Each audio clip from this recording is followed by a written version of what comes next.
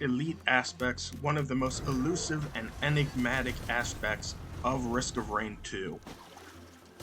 Enemies drop them with a 1 in 4,000 chance, so essentially you will almost never see them in any given run. And when you do see them, you may be shocked to learn half the time that you don't really want to keep them, because instead of being passive like every other good passive effect in this game, they take up your equipment slot and you cannot use them. They just have to sit, blocking you from using anything else in your equipment, and well, that's something people don't tend to like. But you may ask yourself, Kilroy, if these things are so rare and coveted, how did you get one within the first minute of your run? And you know, to that I just have to say, some people are born with certain amounts of luck that put them above the rest of the world, and they just happen to get everything they want just by being... Oh shit. Anyways, so if these elite aspects are so rare and so unique because they allow you to rip out the core being of an elite monster and inhabit his role yourself, then are they all good? Mostly, no. I say that, but I am using probably what I consider the best elite aspect for a while, Ifrit's Distinction, an aspect that lets every single shot you fire deal burn, and it lets you have a little fire trail, just like the elite monsters, which is cute. Now, you can pick up one of these anytime in a run, and then you pick up some upgraded burns, because they do affect these burns, and you are sitting pretty. You are giving yourself a bleed run on steroids, essentially. You are getting one of the most interesting combinations of items in this game. But, unfortunately, you then begin to realize that when you have elite aspects for every elite type in the game, it means you're getting elite aspects for enemies like the Mending Elites. Now, that wouldn't be so bad, you know, maybe having a nice passive healing source could be a good thing. You know, I always thought the Gnarled Wood Sprite was a great choice for a given run, so I'm sure the Mending Elite aspect would... I'm sorry, are you telling me the Mending Elite aspect does not heal you? It only heals your allies? Well, does it do anything else?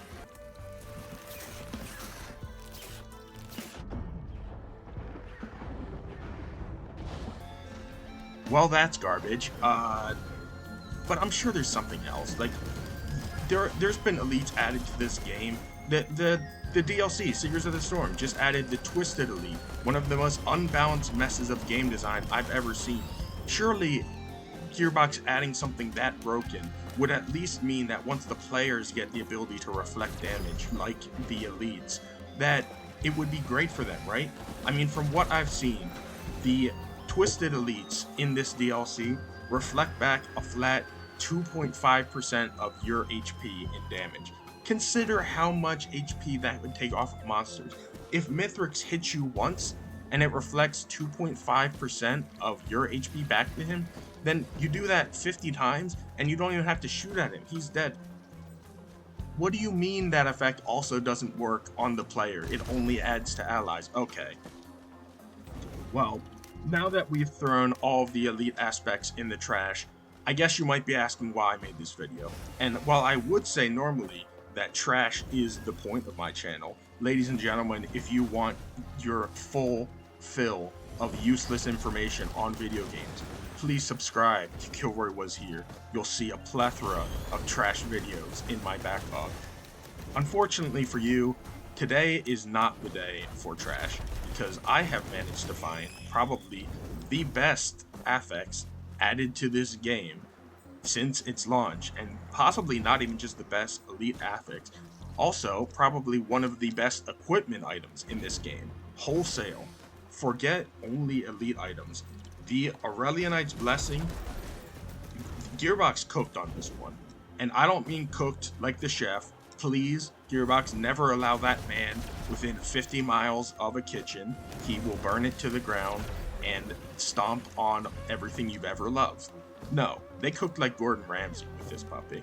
And let me show you, first of all, what I mean by that. Now, ignore any practical effects. Is this not the most beautiful thing you've ever seen? All that glitters is gold. That's what I believe. And you'll notice from my attacking, this item lets you siphon off money from enemies. Now, you may notice, first of all, that when you shoot, you lose a bit of money, but that is just... essentially, the game is lying to you. You, quote-unquote, lose money on every hit. It starts at 2 gold, and then it ramps up through difficulty. However, seconds later, you gain 120% of the gold you lost, which means that if you just keep firing, you have created the infinite money glitch of your dreams. This is Brittle Crown, but better. And if it was Brittle Crown, but better, it would be cool, but it would still be essentially worthless as an equipment. Because I don't know about you, ladies and gentlemen, but I don't want to keep my equipment locked off in the entire game just so that I can get a couple extra bucks. What I do want is the other effect of this elite aspect, and that is the shield that you will see pop up every 15 seconds. That shield for the Aurelionite's Blessing is an armor buff for your player character. It gives, at base, 60 armor, which on its own is incredible. 60 armor is 12 repulsion armors. You are getting 12 white items worth of value for free, but that is the floor of the armor this item will give, because you get 60 armor plus 10% of your gold reserves. For me right now, that would be around 42 more armor. 60 armor is almost a 40% damage reduction to all damage sources. I am on stage 1, and I am almost doubling that armor count just with the amount of gold I have on me. Now, if you can imagine getting 1,000 armor, which would require 10,000 gold on your character, that would give you a 90%, I believe more than 90% damage reduction every 15 seconds just by existing and holding this equipment. And that's nothing. You can get 10,000 gold, especially with this elite aspect, by stage 4. That's before you even looped once in this game. If you start looping with this equipment, or if you've already been looping for a while, which is probably necessary because, like I said, 1 in 4,000 chance for an Aurelionite to drop this, but I digress. If you start looping and you can get up to a point in the game where you have 10,000 gold, then you will be getting a 99% damage reduction whenever your shield is active.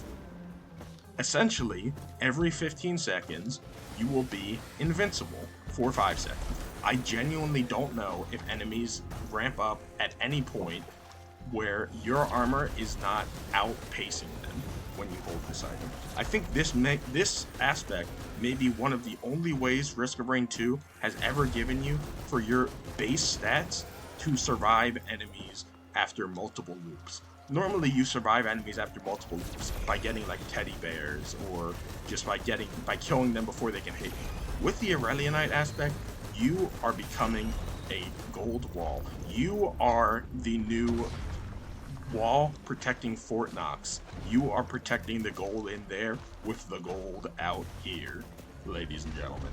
And in case you want a comparison, the greatest other armor source I can think of is the Jade Elephant. That gives you 500 armor.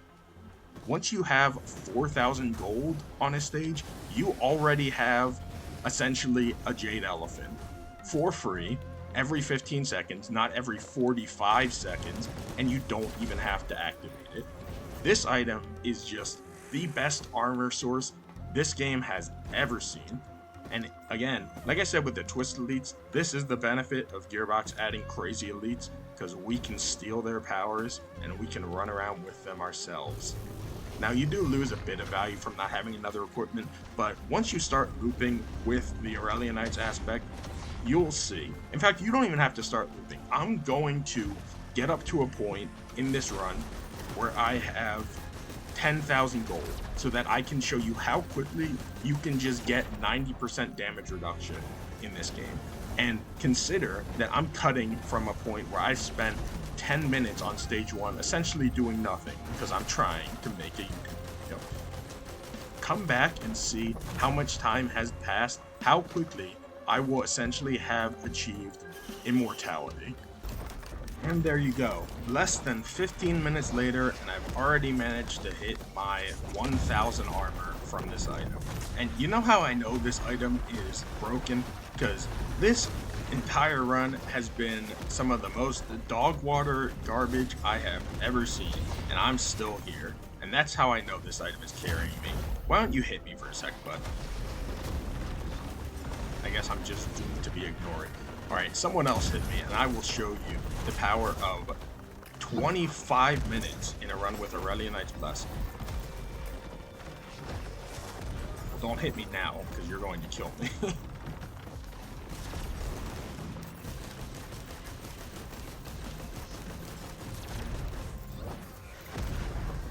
Alright, hit me.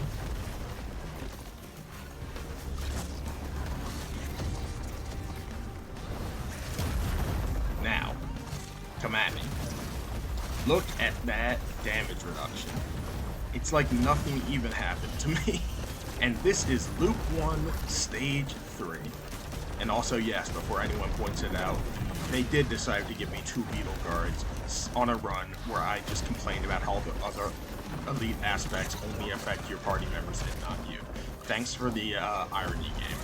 But disregarding that, this aspect is so absolutely strong. Now, I know the 15 seconds of downtime is a hard pill to swallow, but essentially, to me, what that is gesture of the drowned. You just get to sit back and wait for your quote-unquote cooldown to wear off every 15 seconds, and you'll get 5 seconds of basically invincibility, starting from like stage 3 onward. And the reason why I'm at 10,000 gold on stage 3 is entirely because of this item. It's not only an incredible moneymaker for damage dealing, I didn't even mention this earlier. When you get hit by enemies too while holding this aspect, you get money. So it's Brittle Crown and Gold of Pennies, with none of the negatives of Brittle Crown, and all of the positives of about 10 Jade Elements.